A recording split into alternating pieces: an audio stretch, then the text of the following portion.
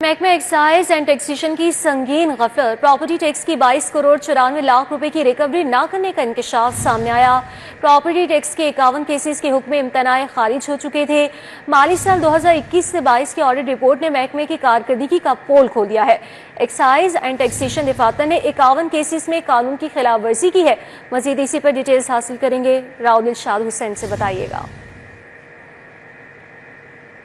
बिल्कुल जी, चूंकि साबका दौरे हुकूमत की मुख्तलिफ महकमों की कारकर्दगी के हवाले से ऑडिट रिपोर्ट्स पंजाब असम्बली में ज़ेर समात हैं और पंजाब असम्बली में जो पब्लिक अकाउंट्स कमेटीज़ हैं वो इन तमाम रिपोर्ट्स पर जो है वो इनको रिव्यू भी कर रही हैं। आपको बताएं कि महकमा एक्साइज एंड टैक्सेशन पंजाब की एक रिपोर्ट सामने आई है जिसके मुताबिक जो है वो 22 करोड़ 94 लाख रुपए के प्रॉपर्टी टैक्स के केसेस थे जिनकी तादाद 51 थी।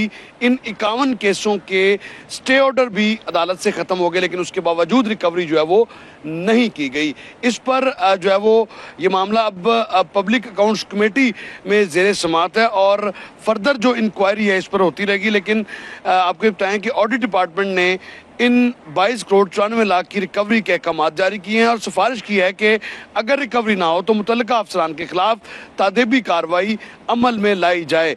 आपको बताएं कि इस हवाले से चूंकि ये ऑडिट रिपोर्ट जो है वो माली साल 2021 और माली साल 2022 के दरमियान जो है वो हुई है और इसमें 51 ऐसे केसेस थे जो कि मुख्तलिफ प्रॉपर्टी जो प्रॉपर्टी मालकान थे उनकी जानिब से स्टे ऑर्डर्स लिए गए थे जिनको वोकेट भी किया गया। कानून के मुताबिक स्टे ऑर्डर्स खारिज हुए, लेकिन महकमा एक्साइज के मुख्तलिफ रीजनल ऑफिस के अफसरान ने इन स्टे ऑर्डर्स के ख़त्म होने के बावजूद कोई कार्रवाई आगे नहीं बढ़ाई और यूं कौमी खजाने को 22 करोड़ 94 लाख रुपए का टीका जो है वो लगा है।